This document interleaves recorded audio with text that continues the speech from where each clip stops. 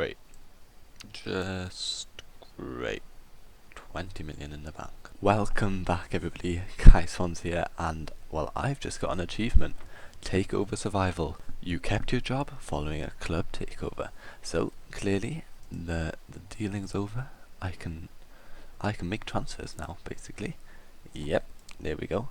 But yeah, we have a new board in charge. They're content with me, they're not gonna sack me. It's all good news, and I can look on transfers. I'm going to quickly give you a run through of games we've played so far. So obviously last episode, West Brom Newcastle, not the best results, and well, the poor form continued. We got smashed 4-2 by Man U. It's amazing how we score goals sometimes, it just doesn't make sense. It was like 2-0 up, I was thinking this is going to be a great game, we're going to make it through, and then boom, collapsed. Like, yeah, this says it all. Again, 4-2, this time it was the opposite way round. We scored 2 at the end. Constellation, I'd already given up at that point and was sort of just watching absent-mindedly. Then the bad form continued against Leicester. We lost 2-1. There was another disappointing result. We went 1-0 up, but we just couldn't keep hold of it. I mean, it might be my fault. But then, the stars aligned. All of the stars aligned. Stoke's manager got sacked. We had a team meeting and I said the right thing somehow or another, clicked the right buttons, and yeah, everybody had green arrows right before the game. Stoke didn't have a manager. They were on really poor form at the time, and boom, 2-1 win. And just that morale boost just pushed us through the next few games, winning all of them by 1-goal margins. But just, yeah, this was a beautiful comeback. It was the same as this one. I was just, that one.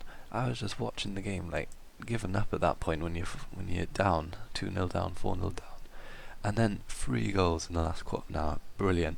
And yeah, West Ham, we beat West Ham away, quite amazing. Cameron Jerome has been pretty decent for us. Again, Southampton, Cameron Jerome, it feels good. Lost to Man City, but 2-1 against Man City is quite impressive.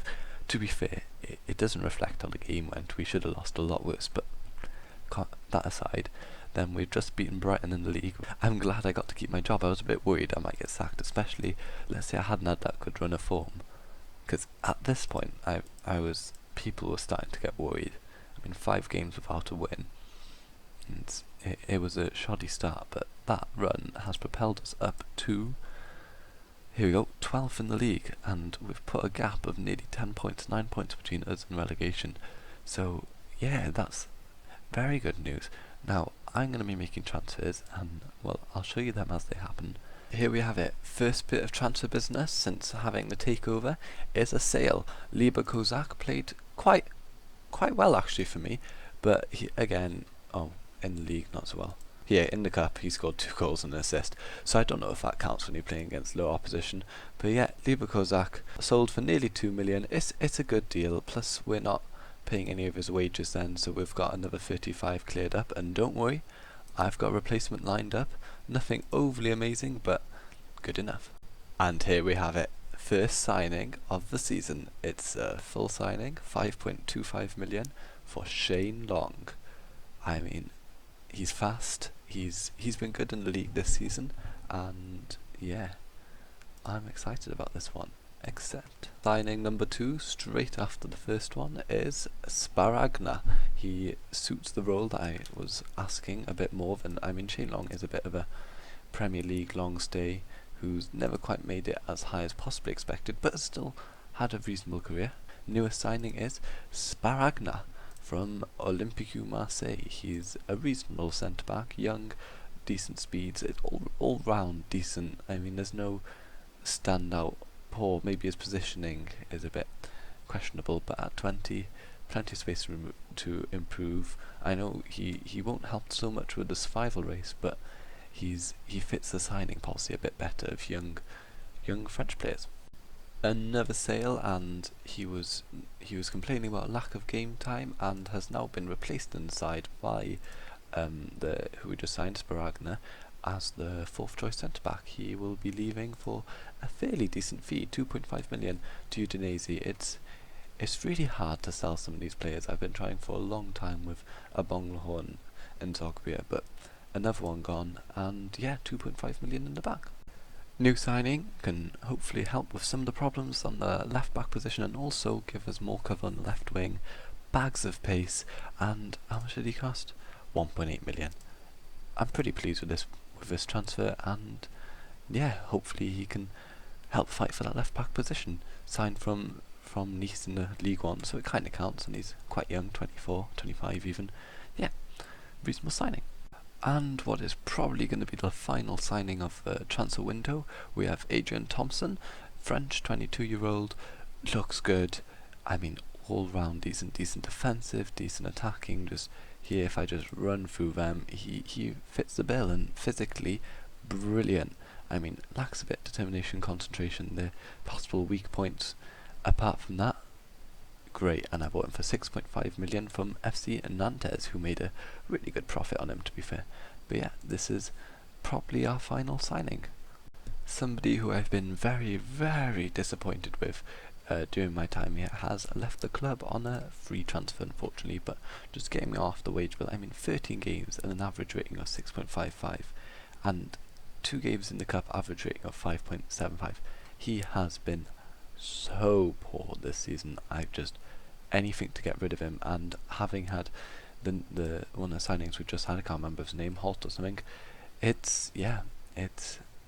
I'm glad to get rid of it. There we have it, the deadline shut. I was trying to make one final transfer, Yoshida in. He'd made a great, just the same as Holt would have been on the left flank, he'd been on the right flank, able to play that right winger position, and great just cover for the fullbacks who've been very weak.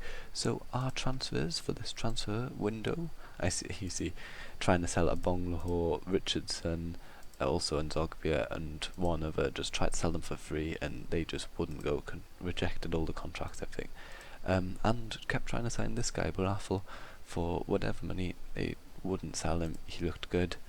I wanted him, but I couldn't get him at the end of the day. And yeah, transfer history, we've made 5 signings over the season, 4 in January, and we've managed to sell Kozak, Clark, Sissoko, and Andre Green. I had no say in this.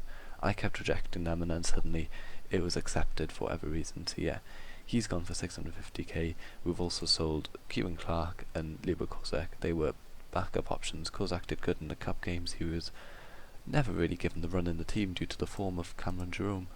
And Sissoko was 6.45 average rating in all competitions, is just not good enough.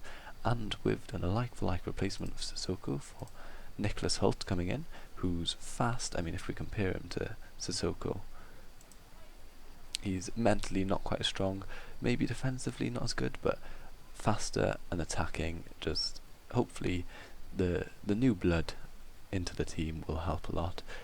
The other player signed, Adrian Thompson, came in as a centre mid. He's an all-rounder. He can play box to box, defensively. He's just, if you look at him, he's good at everything, and he can also play on the wings. He's just going to be a great player all round as cover, if nothing else. Also signed Sparagna, instant recovery for Kieran Clark. They're very similar players, and yeah, I'm happy with that signing. And most of these signings, in fact all of them, basically match the challenge I set myself of signing French players like they do for. I mean, 6.5 million is quite a fee for a unproven player, and I would definitely not do that had it not been Aston Villa. And Shane Long was the final transfer. Fast, he's decent. He's never quite made it to the level some people expected of him, but he's a decent player, an all-rounder. He's a relatively decent player. He's commanded some big fees in the past, and now I've got him. I'll be seeing you for the game against Sunderland. I'll quickly run you through. So last time I gave you an update, 5-4 against Everton. Cameron Jerome scored 4 and assisted IU for the 5th. What a game this guy had. He was outstanding, to say the least. If it wasn't for Cameron Jerome, look at our defensive ratings: 6.4, 4, 3, 3, 5. We were lucky to win. I will admit 2 late goals, but it was one hell of a game, and Cameron Jerome won us that. Jordan Ayew put them into the test. A 1-1 draw against Chelsea, and probably the first game we've won or drawn against a big team where I can honestly say it wasn't a bad result. Chelsea did not absolutely demolish us for the entire game. It was fairly even, and Abonglaho came off the bench and scored the goal. Then we lost 6-0 to Newcastle, it was bad. It was very bad. We had Ali Sissoko on a 4.3, Kieran Richardson 5.2. This game made me want to sell a whole lot of players, and with Bakuna having that performance, try and get another right back. And Sperana didn't have the debut to be proud of. Rudiger Stead, nobody played well, and some changes were attempted to be made, and Zogby and Abonglo tried to move on for free, but hopefully we can bounce back against Sunderland. But yeah, we're out of both the cups. It's just the league, sit quite comfortably in 11th. Oh, 12th, my bad.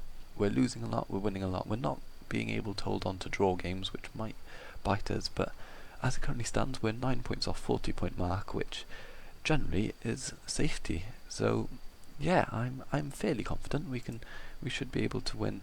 Look, we've got Crystal Palace at home, Sunderland at home, Norwich at home, Bournemouth at home. We've got some games that we should be able to win. Stoke, yeah. So I'm hoping for no more of those runs, and if we just win 3 games, we're basically done. So yeah, see you guys against Sunderland. And hypocrite of the year goes to Nzogbia. He appreciates you made concerted attempt to sell him. There was about 10 different clubs offering you contracts, and you rejected them all. It's not me who's to blame here, it's you. But I'm stuck with him until the end of the season, so great news. And here we have the team for today's match against Sunderland. We have Brad Guzan in goal. He hasn't been bad ever, so I'm sort of letting him off the hook, and Mark Bunn's never pushed enough to even consider getting that first place spot. Alan Hutton at right back, he's just been performing better than Bakuna. It's as simple as Okore and Lescott, the centre back pairing, with Sperana not impressing in the last game, and Mika Richards still injured. Harvey makes the left back spot just ahead of Hult. Then we've got Jack Grealish right wing and Scott Sinclair left wing, Carlos Sanchez and Vertu in the middle, with Adrian Thompson on the bench, possibly ready to make his debut. But one player who is definitely making his debut today is Shane Long. As the advance forward, he's pushed Jordan Ayew out of the team as of right now, but don't know how long that will last, with Cameron Jerome keeping his spot with 12 goals in 11 starts and 7 sub appearances. So yeah, let's get into the team. And here's Southampton's team for the game, with 5 men at the back and only Defoe on his own up front. They've got Jan Mvila and Katamol, they defensive centre mid partnership, whereas ours is slightly more attacking just because I've picked Vertu ahead of Thompson, or more importantly Westwood, who's didn't even make it to the squad today. Kasri and Larson on the wings, with Van Aanholt and Billy Jones at fullbacks. Van Aanholt pushed quite high up for fullback. John O'Shea, Alconi and Shirkov make the back 3 with Pickford in goal. Yeah, I'm anticipating this game. Defoe will be a big worry for us, but hopefully we can do something. And here we have Sinclair cutting inside, running towards the box, shoots from distance, but unfortunately the shot was well clear. Jerome has the ball at the halfway line, back to Vertu, out wide to Sinclair, who's cutting inside, and launches the ball forward to Long. Get there? No. Pickford saves, and it's cleared by number 16, that's O'Shea. Vertu has the ball in the centre park, up to Sinclair. Sinclair's got past his man, or not quite. Cuts inside though, takes a shot from distance and misses. We've had 7 shots, but 5 of them, the ones that are missed, have been from a long range, unfortunately. So I might look to cut that out. Sinclair has the ball on this left flank, passes into Sanchez to Vertu, to Long, shoots, Pickford saves. Hasn't quite had the impact we've been hoping yet, but as we're approaching half time, we've had the more of a possession, more of the ball, a clear-cut chance, a fair few shots, and yeah, it's been we've been the better side, but unable to put it away. And I think that was Okore clearing the ball. Sanchez has it now, forward to Long. Can he get there? He can't, ahead of his man. Into Jerome. Can Jerome score his 13th? Nope, not quite yet. But yeah, we've generally been quite a good side, and Larson has the ball for Sunderland. Catamol forward to Defoe. He's through. Oh, nice tackle by Hutton. Well, that's put you back in my good books for a minute now, Hutton. Yeah, Sinclair's got the ball on the left flank, cutting inside. Not often you heard me say that, is it? Sinclair, he's got a Marvy roaming to his left hand side, but he doesn't. He goes inside instead. He's going to shoot and miss. Sinclair, I know you're one of the better players in this squad, but you've got to stop having long shots. I mean, with 10, it's you're hardly robbing. Sinclair with the ball on the left flank, cuts inside again. And is he going to shoot? He is. Here we go. Hopefully that will help. And here we have a Marvy. Sinclair crosses the ball into box, but Hutton gets the second ball after it's cleared. Gested heads it down to Long. Long's in the box, shoots. Oof, and Adam Traore can't get the ball back in. That would have been a goal on his debut, would have been great then. But he's coming off, I think, for Jordan Ayew to hopefully make a late impact in this game. We've already brought on Traore and put him as a winger, and Rudy Gested has come on for Cameron Jerome. Adama Traore on the right flank into Ben. It's a penalty. Get in. West Brown, you can always rely on Sunderland to foul you. Having just come on for... Ooh, he is not looking as good as he used to, but who's taking it? Number 9, Scott Sinclair. No surprise at all. Steps up. He's hit the crossbar. Scott Sinclair just hit the crossbar, and I've done all my subs, so I can't even take him off. Well, that's just disappointing. What do I do now? Oh, Scott Sinclair. He scored so many penalties for Swansea. Look at that, 17 penalty. I mean, his composure and concentration decision making isn't the best, but yeah, you'd think 14 finishing, 17 penalties, 10 composure is good enough. It's he certainly scored enough penalties for Swansea. He scored a hat-trick of them in a very special game.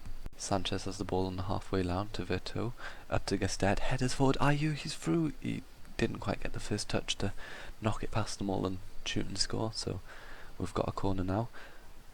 Amavi whips it in. Sanchez can't get there, but Adama Traore's got the second ball. Goes down to the edge of the box, back to Okore. Okore back to Hutton. Cross it forward, Gested headers it down, but he's offside. And we've got another 20 minutes roughly left, and hopefully we can get a goal. There aren't many games where I can honestly say that we deserve to win, but 18 shots, 6 of which on target, 1 hit the woodwork, 2 clear-cut chances, penalty that we missed. I mean, we were dominating possession up until now, and just all round everything basically was better. It's dropped off in the last 5 minutes, but yeah, we should have won this game. We might still in the last kick. Nope.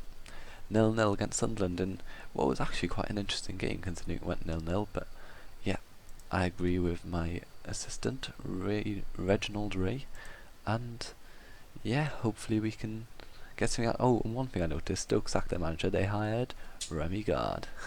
I find that vaguely amusing, but yeah, I will continue on and play some more games. Here, Newcastle, West Brom and Newcastle, and should we not be safe by then, Stoke will probably be the final episode of the season with West Ham, Leicester, Stoke, West Ham, something like that. Basically, if we're safe by then, I'll just skip to the end and show you how the season went, and if not, we'll play against Stoke, but hopefully we'll have the league wrapped up by the Newcastle game. So see you guys against West Brom. So from Shane Long and I, thank you for watching.